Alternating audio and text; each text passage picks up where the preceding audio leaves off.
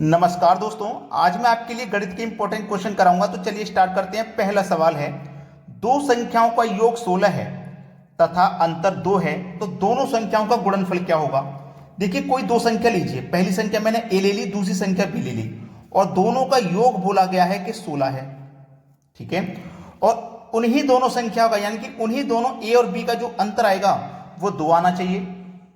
ठीक है, तो उन्हीं दोनों संख्याओं का गुणनफल यानी कि उन्हीं दोनों संख्याओं का गुणा कितना होगा बताना है।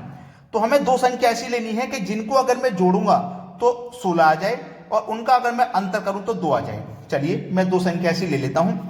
अगर मैं 8 और 6 लूंगा तो 14 हो जाएगा, जिसका अंतर मेरा 16 नहीं होगा। अगर मैं 9 और 7 ले लूंगा तो 16 हो जाएगा और दोनों का अंतर 2 भी हो जाएगा। तो चलिए मैंने पहली संख्या 9 ले ली, दूसरी संख्या 9 और 7 यानी कि 16 हो गई।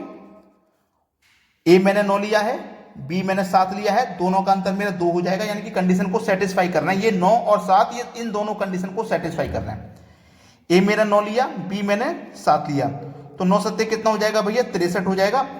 अब दोनों संख्याओं का गुणनफल पूछा था क्या होगा, तो वो 63 हो जाएगा, और 63 मुझे दिया गया है सी ऑप्शन में, मतलब बिल्कुल सही जवाब मेरा मुझे मिल गया। करने का तरीका सीखिए बस सवाल को। अब देखते हैं अगला प्रश्न।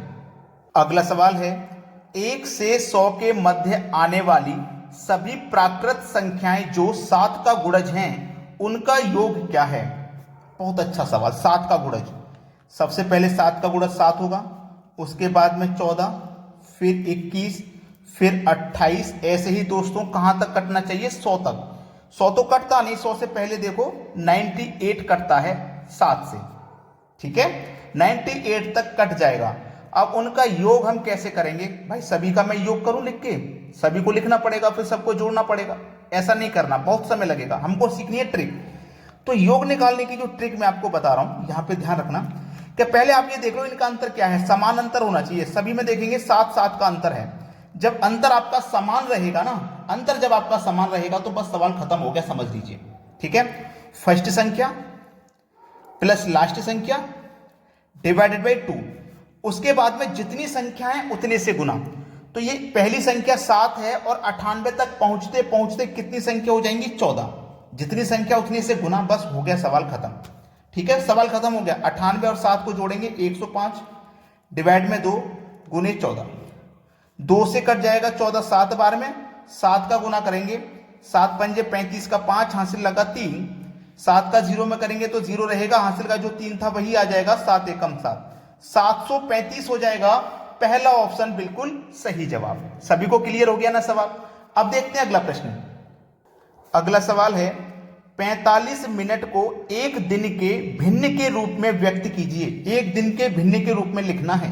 देखना, 45 मिनट, 45 को एक दिन में कितने घंटे होते हैं, 24 घंटे होते हैं। लेकिन हम इसे क्या करेंगे, 24 को 60 से मल्टीप्लाई करेंगे। ठीक है, 60 से मल्टीप्लाई क्यों करेंगे, क्योंकि हमारे जब ये मिनट में है तो इसको भी हम मिनट बनाएंगे। क्लियर होगी ना बात। अब जब बात क्लियर होगी तो फिर सवाल भी खत्म हो जाना चाहिए। सवाल में क्या बचेगा, कुछ नहीं। चलिए इसको हम कटा लेंगे।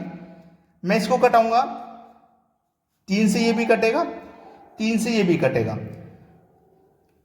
और 9 से भी कटेगा। ये देख लेता हूं किसकी संख्या से कट रहा है। 15 तिया 45, 15 चौकू 60, सही कटा दिया ना। 3 अट्ठे 24, सही कटा दिया ना। 3 एकम 3 और 3 अट्ठे 24। ऊपर क्या आ गया 1, नीचे क्या आ गया 8 चौकू 32।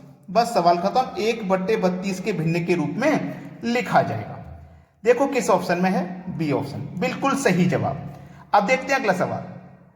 अगला सवाल है, 1 गुने 2 गुने 3 गुने 4, कहां तक जा रहे हैं, 79 गुने 80 में शून्यों की संख्या कितनी होगी। यानी कि 1 से लेके हमें 80 संख्याओं तक गुना करेंगे आपस में, तो कितने शून्य आएंगे ये पूछा है। ठीक है, इसको करने का मैं आपको सबसे सरल तरीका बताऊंगा। ध्यान रखना कि जो अंत वाली संख्या है, लास्ट वाली, आप उस संख्या को लिखेंगे। लिख लिया ना। हमेशा 5 से डिवाइड करिएगा, 5 से। तो 5 से आप जब कटाओगे तो 16 बार में ये कट जाएगा। ठीक है, 16 बार में कट गया। 16 ऑप्शन में भी नहीं है, 16 अभी आंसर नहीं है। आपको डिवाइड जब तक देना है जब तक इस 5 से छोटी संख्या ना आ जाए। 16 बार डिवाइड किया ना 80 में, अभी 16 में देखो फिर से डिवाइड जा सकता है 5 का। 5 दिया 15, 3 बार चला जाएगा। अब 3 में नहीं जाएगा, अब 3 5 से छोटी हो गई। तो देखो 16 बार डिवाइड यहां गया था, 3 बार यहां गया है, दोनों को जोड़ दो, कितना आ जाएगा 19। सही जवाब है 19। कितने शून्य होंगे? 19 शून्य होंगे। बी ऑप्शन सवाल का बिल्कुल सही जवाब हो जाएगा। क्लियर होगी ना बात? अब देखते हैं अगला सवाल। अगला सवाल है, यहां पे हम 1 से लेके 100 तक की संख्याओं में शून्यों की संख्या पूछा है। पिछले क्वेश्चन में 80 तक था, यहां पे 100 तक है। कोई बात नहीं, लास्ट वाली संख्या लिखनी है, मैंने आपको बताया है 100। हमेशा 5 से डिवाइड करोगे आप, 5 से कटाओ, 5 से कट जाएगा देखो 20 बार में। लेकिन अभी ये 20 में फिर से डिवाइड जा सकता है, 5 का जा सकता है, तो फिर से डिवाइड दो, 5 चौकी 20, 4 बार चला गया। अब 4 में नहीं जा सकता, 5 से डिवाइड नहीं जा सकता, तो यहीं छोड़ दो। 20 और 4 टोटल कितने हो जाएंगे? 24 आंसर हो जाएगा। कितने शून्य हो जाएंगे भाई? 24 हो जाएंगे, और 24 दिया गया है आपके बी ऑप्शन में। ये इस सवाल का बिल्कुल सही जवाब है। अब देखते हैं अगला सवाल। अगला प्रश्न है, यहां पे आप जब देखोगे तो आपको यहां पे स्क्वायर दिए गए हैं साथ में। बिना स्क्वायर के तो आप कर सकते हो, तरीका मैंने बता दिया, लेकिन अब स्क्वायर है तो क्या करेंगे, मैं आपको बताता हूं क्या करना है। पहले हम जो बिना स्क्वायर के सॉल्व कर रहे थे ना, वैसे ही कीजिए। 1 से लेके 100 तक 100 संख्या है तो 100 लिख लिया। 5 से कटाओ, 20 बार में कटेगा। अभी 20 में फिर से डिवाइड जा सकता है, 5 का तो दे दो, 4 बार में चला जाएगा।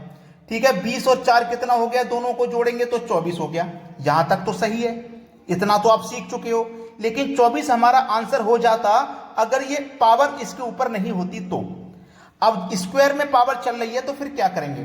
पावर जब हमारी 2 चल रही है ना, याद रखना, जब हमारी पावर यहां पे 2 चल रही है तो क्या करेंगे? इस 24 का गुना 2 से करेंगे, तो 24 दूनी कितना हो जाएगा?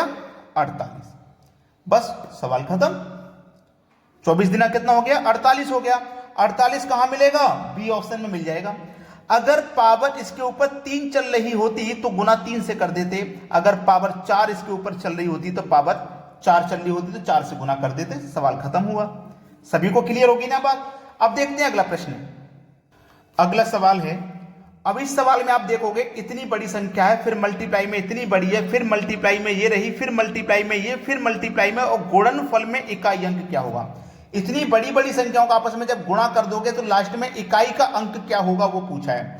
तो आपको ज्यादा मेहनत नहीं करनी, इकाई का अंक पूछा है ना, तो इनका केवल सभी का इकाई का अंक ले लो, केवल इकाई का अंक, कुछ नहीं। यहां से इकाई का अंक लिया 7, यहां से लिया 5, यहां से लिया 8, यहां से लिया 3, और यहां से लिया 9।